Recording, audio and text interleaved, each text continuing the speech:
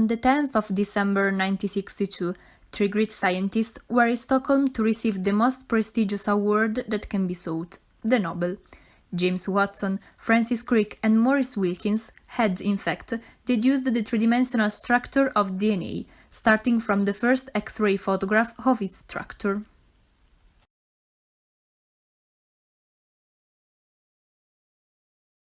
This evening is certainly the second most wonderful moment in my life. The first was our discovery of the structure of DNA. At the time we knew that a new world had been opened, and that an old world, which seemed rather mystical, was gone. My contribution to this work could have only happened with the help of Maurice and Francis. The fact that these great men believed in this approach made it much easier for me to go forward.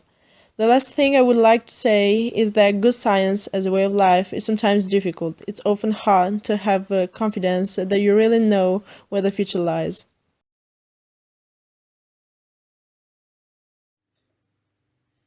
I knew many people, at least when I was young, who thought I was quite unbearable.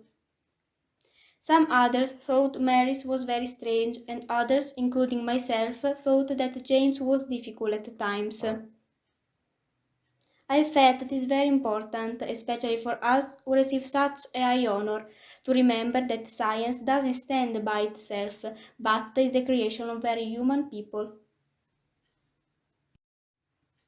We must continue to work in the humane spirit in which we are fortunate to grow up, so our science will continue and our civilization will prevail.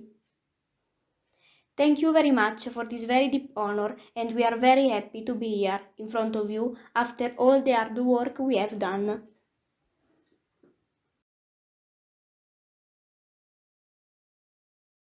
It's a pity that you haven't done the work.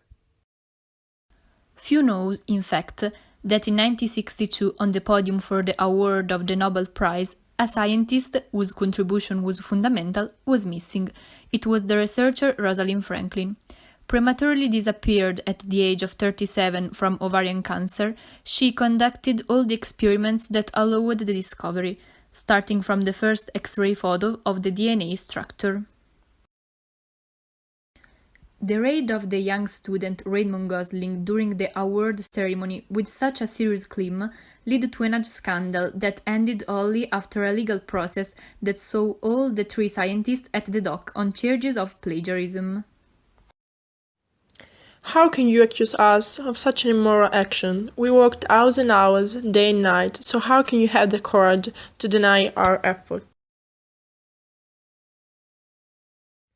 I was there when Miss Franklin took the photo. I have a photo of her at work with me. You will wonder why I didn't share it before. Well, this is a proof not only of her skills, but above all of my love for her. I used to capture her while she was distracted, and I am full of photographs like this. If I had shared before, it would have ruined me. But now she is dead, and I have nothing to lose. You know, Rosalind and I were not just two collaborators. Not only science bound us, but also a deep friendship. I can't let this man take credit for the discovery. As a scientist, because her efforts would be in vain. As a friend, because her death would be in vain. All the fault lies within Maurice Wilkins. He swore that the photo was his. If we had known that it wasn't him, we wouldn't certainly have collaborated with Wilkins.